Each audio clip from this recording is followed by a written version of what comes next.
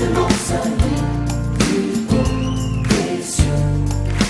Il voit ma peine, il étend sa main, quand la mienne s'est perdue, et me ramène dans ma vie, dans le cri. Oh. Merci beaucoup, Bandeko. Nzamba lola leka kopambola bino, Nzambe tata na Yesu Kristo. Mabota nyonso bosika bozwi, bisika bozwi libakwa kolanda ngai.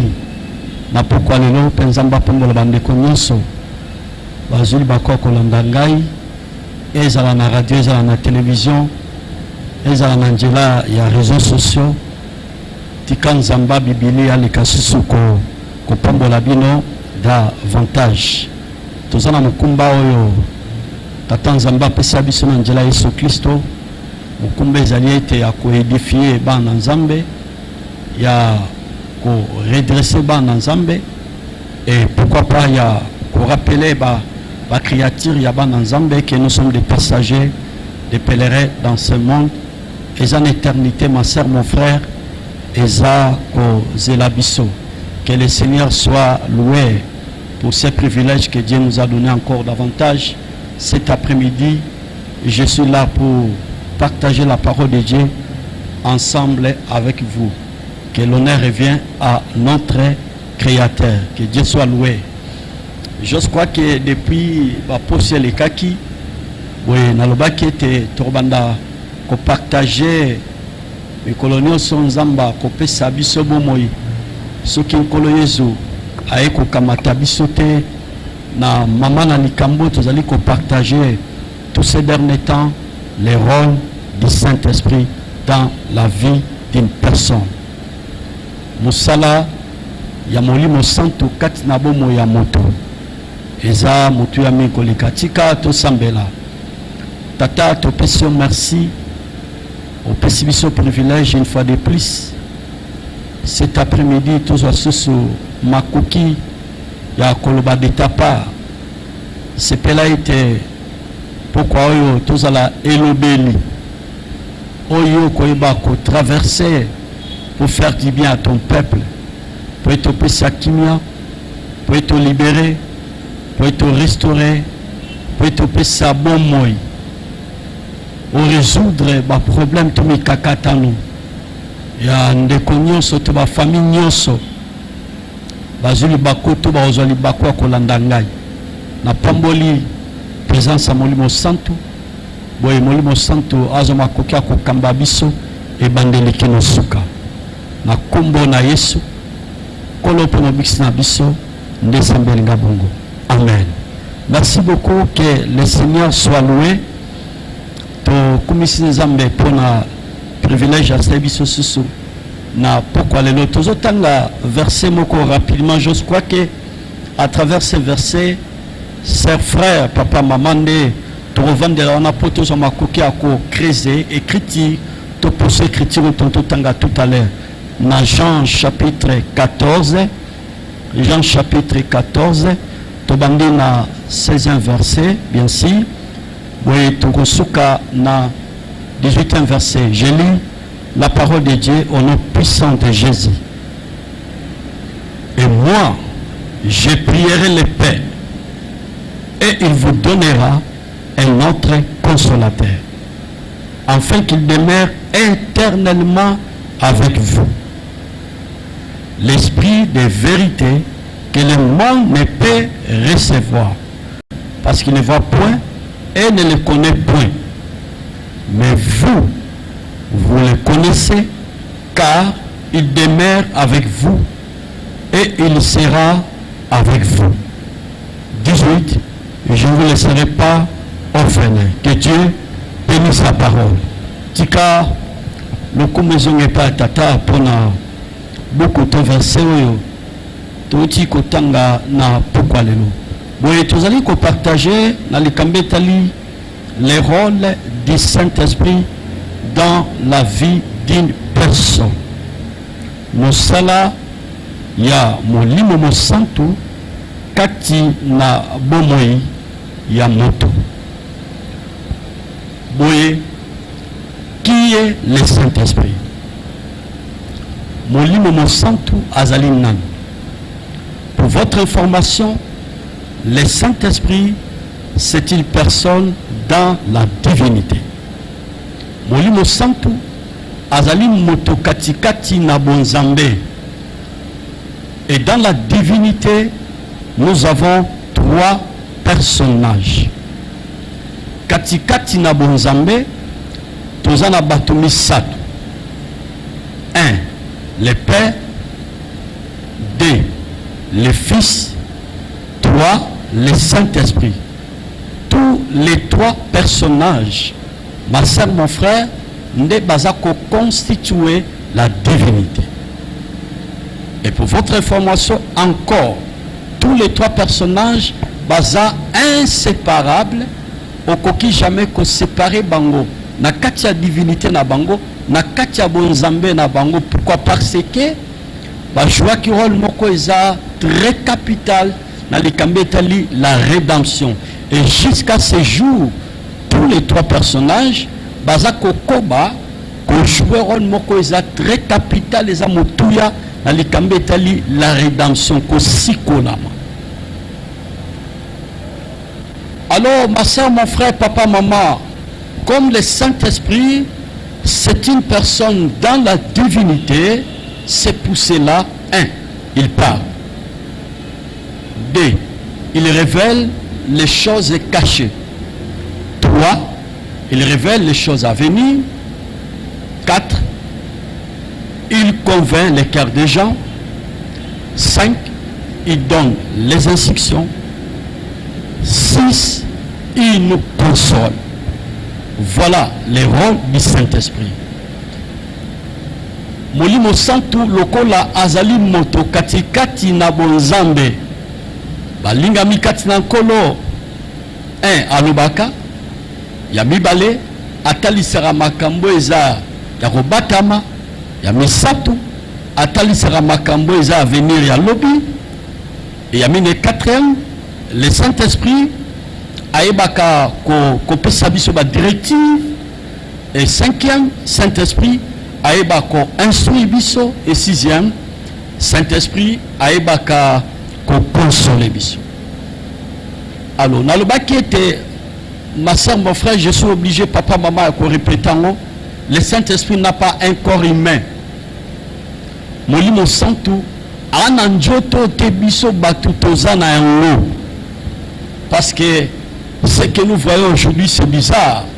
Vous allez remarquer, province Moroboye, Mboka Moko Boye, il y a des personnes qui se lèvent, balobike, par exemple, nos concitoyens Aza Molimo Santo, Koko Ambraz Aza Molimo Santo. Non, non, non, non. Le Saint-Esprit, nous l'avons trouvé tout à l'heure, Awa, c'est une personne dans la divinité. Mutu moko te oyo azako exister na se ya mabele oyo akoki kozala Molimo Mosantu. Pamba te Molimo Mosantu azali moto katikati na bonzambe. Bango nde bazali ko constituer la divinité. Nous l'avons tout à l'heure ce qui na zongeli yango nazako zongela avec force pour na koloba ete na divinité toza na batumi sato toza na tata mwana pe Molimo Mosantu. Eza motuya mingi koleka mo Kristo nyonso boye azala na boyebi na likambo o etali la divinité. Parce que eza na batebele ko bongeza mingi eza na batebele boyebi na likambo o etali la divinité baza na yango te. Na yango en tant que prédicateur, en tant que pasteur, na zwaki mokumba to fardo pona kolendisa bana na Nzambe kotalisa bango le rôle du Saint-Esprit dans la vie d'une personne. Donc mosala ya Molimo Mosantu kati na bomo ya moto. Tozali kokoba pona koloba ete le Saint-Esprit n'est pas une puissance. Molimo Mosantu azanguya te. Parce qu'il y a un verset batebele ba interprétaka yango mabe. Dans Actes chapitre 1er verset 8. Mais vous recevez une puissance. Et le Saint-Esprit survenant sur vous. boyamba nguya. Donc le Saint-Esprit yende mutape sa nguya mais nguya te. C'est le Saint-Esprit qui donne la puissance, mais il n'est pas puissance. Je viens de parler tout à l'heure et je le répète, le Saint-Esprit, c'est une personne dans la divinité. Saisissez mon langage ce soir, écoutez et comprenez la parole de Dieu. Que Dieu soit loué. Alléluia. Molimo Santo n'est pas l'eau, azape maïté. Le Saint-Esprit n'est pas l'huile, azape mafutate. Saint-Esprit, azape colombe de fête, azape colombe thé. Mais au fait, je vais juste te dire que au coquille qu'on compare Saint-Esprit comme colombe, comme l'eau, la colombe de fête, tout dépend du texte. Oyo pasteur, to prédicateur, ou l'homme de Dieu a coquille qu'on exploité, a coquille qu'on comparer Molimo Santo, lokola mafuta, lokola mai, lokola colombe, mais loko esengeli to simba pe to yeba. O chana katia bongo na yo. Molimo Santo azali moto katikati na bonzambe. C'est très important. J'avais dit et je le répète, souvent nous, les enfants de Dieu, et surtout les modérateurs, tant que bazali ko présider ba kilte, oko remarquer balobara mingi Molimo Santo eya tete biso pe ba na nzambe tantôt na ba prière na biso tango toza ko sambela bandaku to ba tantôt pe mingi Molimo Santo eya tokoko ba bongo te tango tozali ko ba Molimo Santo eya eza lokola toza ko chosifier le Saint-Esprit tozo zoye lokola le loko Dieu le Saint-Esprit aza eloko te aza mafuta te aza bougie te aza maite mais Molimo Santo azali moto na kati ya bonzambe lokola azali moto kati na bonzambe alobaka atalisaka makambo eza kobombama apesaka biso ba directive to ba instruction. C'est très important ma soeur mon frère. Alors tango toza ko sambela pe naza ko benda bokebi ya ba modérateur na biso nyonso ba Kristo il faut toloba Molimo Santo aya. So tozoba Molimo Santo eya toza ko attrister et koki ko empêcher asala musale sengela sala te na tine talibo moina biso mais kasi pe tango biso toza ko sambela ezala banda kuna biso ezala tango toza ko yangala na kati ya mangomba na biso. Que le Seigneur soit loué. Bongo bandeko tolobelaki la fois passée par rapport il y a Moussala Molimo Santo Natine Tali Bomo Inabiso, tout à l'heure il parle, il révèle les choses cachées, les choses à venir. Tolobaki Mikoleleka qui a partagé Nabino comment le Saint-Esprit nous révèle des choses cachées. Molimo Santo ayebaka kotalisa biso maye oyo ezaya ko batama. Maye oyo ezaya ko bombama. Pour nous les enfants de Dieu, il y a un avenir meilleur que le Créateur avait promis pour ses enfants.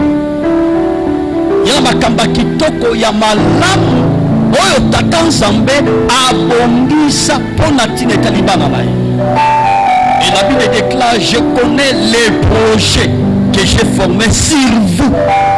Projets de paix et non de malheur pour vous donner un avenir de l'espérance. De par là, Nazako s'adresser. Na mona nzambe nyonso azako landanga na pokwa oyo. Il y a un projet meilleur que Yahvé le Créateur avait préparé, prédestiné, programmé pour nous les enfants de Dieu. Maintenant ma soeur, mon frère, le rôle du Saint-Esprit, Saint-Esprit a révélé biso makambe za caché. Makambe za kobatama. To partager qui la fois passée que likomami. Jérémie chapitre 33 verset 3. La Bible dit invoque-moi et je te répondrai et je t'annoncerai de grandes choses, des choses cachées que tu ne connais pas. Abi bobele langai nakoeba koyanola bino boye nakoeba kotalisa bino makamba minene mais kasi makamba minene o eza ko batama. Il y a des choses cachées, ma soeur, mon frère, Natine Tali, Bomo Yayo Nangai. Il y a des choses cachées, ma soeur, mon frère, Natine Tali, foyer Nayo en tant que mon Christo. Il y a des choses cachées, ma soeur, mon frère, Natine Tali, avenir Nayo, ma soeur, mon frère, Natine Tali, Kotanga Nayo, Natine Tali, Mombongo Nayo. Natinetali musala na yo. Il y a des choses cachées. Oyo yo nanga toana maîtrise na lote. La seule personne qui a la maîtrise pour na makamba ya minene des choses cachées. Natinetali bobo inabiso destiné na biso, c'est le Saint-Esprit. C'est pour cela on dit tous pour partager les rôles du Saint-Esprit dans la vie d'une personne. Vinaye, au fait, tant les autres là, il y a un rapport par rapport à ma comami, par rapport à ma promesse. Mais vous allez remarquer tous ces gens-là, ça toujours fidèle vis-à-vis Nzambe, ça dévoué, déterminé, n'a pas salé l'Nzambe. Pourquoi? Parce que il y a des choses cachées. Oh, le Saint-Esprit a déjà révélé bango natine etali ba famille na bango ba foyer na bango misala na bango mimbongo na bango kotanga na bango nyonso ya bango eza déjà assuré par le Saint-Esprit. Donc avenir moko meilleur oza liboso na bango molimo santo ayebaki déjà révélé bango nde yango ezopesa bango mpiko wana détermination wana basa dévoué. Il y a que ça les lankolo baza zélé dans les choses de Dieu pambate ba yebi makambo oyo molimo mo santu ayebaki kotalisa bango makamba minene oza ko bata ma sœur mon frère. Le rôle du Saint-Esprit dans la vie d'une personne. Alléluia. Ce que tangi na Acte chapitre 20 verset 21. Vous allez remarquer écriture sur le bas et maintenant voici lié par l'esprit. Je vais à Jérusalem. Mais n'ayebite à Jérusalem makambo nini ekoye langa kuna. Mais écriture ils ont expliqué très bien. Ba ville na ba ville. Saint-Esprit a zokende ko révéler bien-aimé Paul que tribulation. Saint-Esprit a zokende ko révéler Paul que makamba passe minyoko emprisonnement et ça c'est là. De Paul yamboye a comme à Jérusalem le Saint-Esprit comme il révèle des choses cachées aebaki kotalisa notre bien-aimé Paul apôtre Paul makambo est caché. Ma sœur mon frère il y a des choses cachées là qui n'étaient pas destinées meilleur merci. Mais aussi il y a des choses cachées. Famille peut foyer. Mais à travers le Saint-Esprit, c'est le Saint-Esprit qui nous révèle des choses cachées. C'est très très important. Que le Seigneur soit loué. Alors, nous avons minute au pambate tondo kinde malé malembe pour na enseignement to malakisio nazana koliki était un peuple il y avait le créateur à quoi ba ko pambola ko édifier Nanjela et Malakisio, on a partagé la bino, bah pourquoi nyonso. Tomoni sika wa rôle la molimo centre na deuxième aspect, premier aspect aussi qui était atali sarabiso makambe za caché. Deuxième aspect, ayebaka ko consoler biso. Na verset auto tangi na buko to tangi. Na Jean chapitre 14, verset numéro 16. Le Seigneur Jésus a zolo baboué. Et moi, je prierai le Père. Et il vous donnera un autre consolateur afin qu'il demeure éternellement avec vous. Que Dieu soit loué. Jésus a sangani ensemble naba yekoli naba apostolo. Mais kasi azalaki pe na eleko wana na multitude de bateaux bandekolandaye auparavant.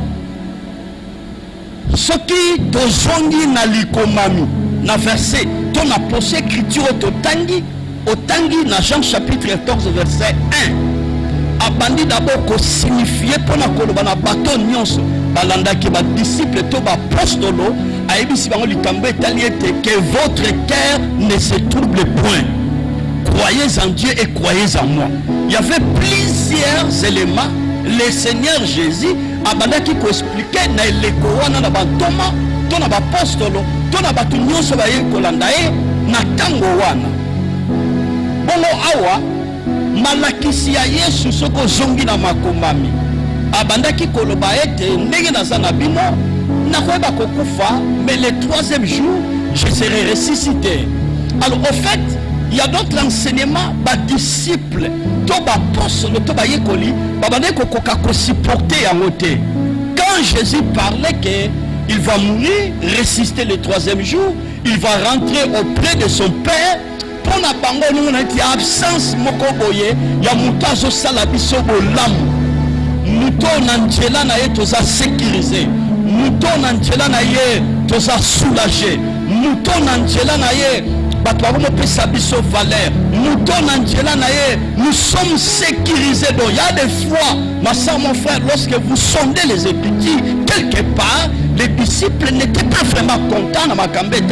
Il y a départ, il y a Jésus, tata. C'est pour cela Jésus était condamné.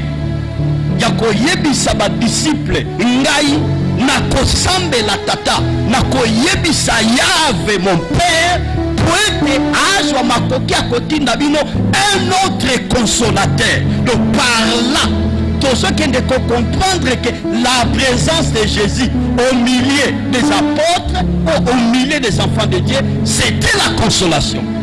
Donc l'absence de Jésus, c'était la tristesse. Et Jésus était obligé, en tant que le sauveur de l'humanité, à rassurer Bango. Un autre consolateur. Donc ce que j'avais fait pendant mon séjour sur la terre, quand j'étais avec vous, un autre consolateur a Koya, les mêmes missions que j'avais assignées. À continuer toujours comme ça la mission, pour être bon à la sécuriser, pour être bon à la soulager, pour être bon à la consoler. Ça c'est le Seigneur Jésus. Mais à préciser très bien que Nakoti Kabilo ban étiqueté. Nakoti Kabilo ban étiqueté. Ma soeur, mon frère, pourquoi Molimo Santou Azana Moussala ton rôle, il y a qu'à consoler Bisso. Parce que le monde que nous vivons, il y a tant de problèmes. Ah ouais, tant de problèmes, ma soeur, mon frère. Il y a des humiliations. Il y a des faux jugements. Il y a des fausses accusations. On a tant monsieur aucun tribunal. Parce que quand il y a jugement, et ça m'a moutou, et ça m'a collé le babangala. Il y a des fausses accusations. On a besoin d'accuser. Tantôt on a place à Moussala, tantôt on a place aux Oteka, tantôt on a famille à Mobali Nayo, tantôt on a ami Nayo. Ma soeur, mon frère, fausses accusations, ça fait très mal. On doit sentir qu'elle a humilié, elle a blessé. Il y a des moments difficiles dans la vie, ma soeur, mon frère. 50-10 ans, la maladie persiste. Oh, mais la kiss boy simbate, mon simbo boyas, et je simbate. 5 ans, 10 ans, 15 ans, dans le mariage, il n'y a pas des enfants. Il y a des frustrations, ma soeur, mon frère. On se semble dans la vie chrétienne, on dit mélancolo, mais il y a des déceptions à fiancés. On se semble dans mon bon, j'ai avancé, et je progressé. Tout cela, ce sont des problèmes au milieu des enfants de Dieu. Maintenant, ma soeur, mon frère, le rôle du Saint-Esprit. Saint-Esprit a un mokumba. A une responsabilité, ma soeur, mon frère, il y a quoi consoler biso, soulager biso dans des étapes difficiles, nous sommes traversés dans ma famille, dans ma quartier, dans mon sala. Ba humiliation nyonso tokobika na vie. Saint-Esprit azawana peut consoler biso, à soulager biso. Je dis à tout moment, le Saint-Esprit c'est un remède pour les chrétiens. Ah ouais, ça c'est la vérité absolue. Le Saint-Esprit, j'insiste ce soir, c'est un remède pour les chrétiens. Parce qu'il y a des blessures intérieures, il y a des humiliations, il y a des moments difficiles oyo biso toko pika na ba famille na ba foyer na ba quartier bisika tozo tanga tozo sala tanto pe koko za en église. Mais le Saint-Esprit est là, ma soeur, mon frère, peut apporter remède, à consoler biso, à bander mité manabiso. C'est tout cela.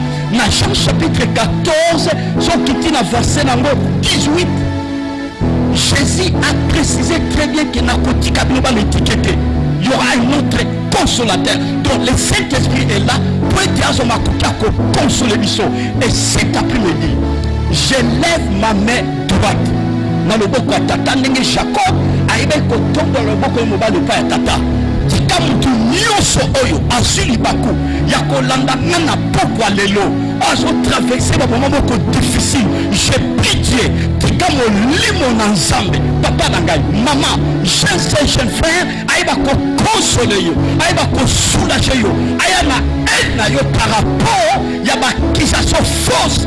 On va se quoi accuser yo et Saint-Esprit en tant que notre avocat aiba ko kota situation na yo aiba ko défendre yo aka ko bato baza ko accuser yo ezala na niveau ya justice comme le Saint-Esprit c'est lui notre avocat qui a précédé de ce à kota ngo poete azo makoka ko longisa yo Saint-Esprit azanga sa frère poete aiba ko consoler biso sans le Saint-Esprit. Je vous dis sincèrement, par rapport à un moment difficile, par rapport à l'humiliation, par rapport à capotes aux autres traversées la vie, plusieurs personnes qui ont mis la majorité, ça conduit à un naufrage la foi. Ah oui, c'est pour cela que Jésus savait que quand il y a un songa, si on lit mon sang, a été, et ça difficile, la bataille, c'est pas une bimela qui est l'égoana. Bato nyonso bakoya kondimela na munoko ya basakoli baeba ko profiter na musala ya molimo santu to ba profiter na musala molimo santu ba fina bango ba famille na bango na ba foyer na bango ainsi de suite. Que Dieu bénisse sa parole. Alléluia. Na badi ko kende ko chiter la litère na parce que juste alobaki ete tono kende malembe juste ça ba exhortation poete nazo makoki ako édifier bana nzambe kotalisa bango na likambe tali molimo santu. L'époque que nous vivons, c'est le temps du Saint-Esprit. C'est le Saint-Esprit qui est le patron ou le chef de l'église. Basa mon frère totikaye boye azo makoki ako orienter biso azo makoki ako diriger bomo ina biso azo makoki ako révéler biso choses cachées et tango totike sika na bomo ina biso. Le Saint-Esprit sera là pour nous consoler.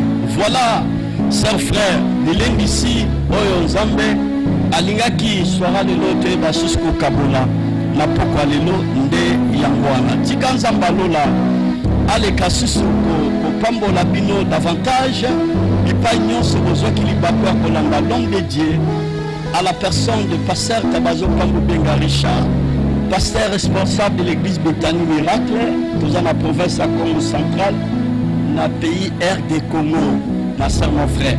La ligne Sika, na sambe la pona, parce que il y a na batebele, balandinga na pourquoi les gens na radio, ils ont la télévision, ils ont les réseaux sociaux, ils ont traversé des étapes beaucoup difficiles, des moments beaucoup sombres.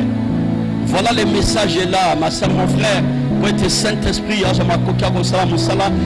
consoler mon pour les latis aux autres pourquoi les lots j'en ai assez. Ma soeur, mon frère, message pour la tina pour la consolation pour la faveur pour la bénédiction pour la remède la Bible dit déjà vous êtes pris à cause de la parole que je vous ai annoncée. Je voulais prier pour vous. C'est notre responsabilité. Yahweh, merci. Nous avons parlé de ta part. La Bible déclare qui est derrière ta parole pour l'accomplir. Yahweh,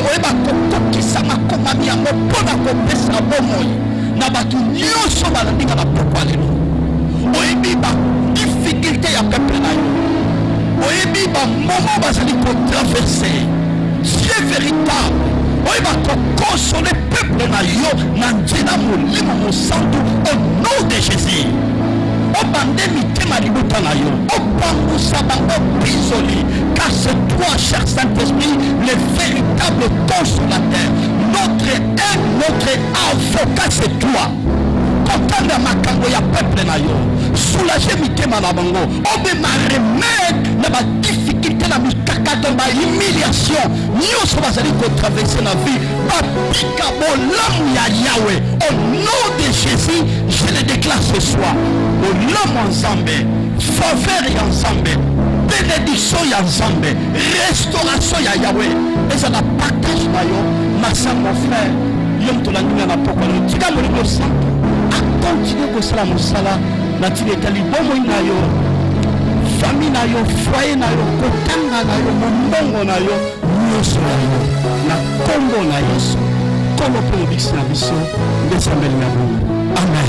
Merci ma soeur, mon frère Nzambalola apambola bino nyonso ozokili bakombolanda biso ezala na radio, ezala na télévision, ezala na YouTube. Parce que na YouTube soko cliquer na chaîne na biso Bethany Miracle Matadi, au banda Olanda biso de temps en temps, ba parole d'encouragement, ba message à quoi édifier et pourquoi pas qu'on préparer bon biso à la rencontre du Seigneur. N'oubliez pas que nous sommes des passagers, des pèlerins dans ce monde. Que le Seigneur vous bénisse. On se revoit. Ceux qui ont la ligne, na mikolozo ya pour continuer enseignement na biso. Landaranga moment nyonso nazana ko likete. Matéa on a à côté à l'Ikambe tel le roi du Saint-Esprit et qu'on va consommer davantage. Bye bye, que le Seigneur soit avec vous. Merci beaucoup. Lève les yeux vers le Dieu de mon salut, plus haut des cieux, qui voit ma peine, qui étend sa main, comme la mienne s'est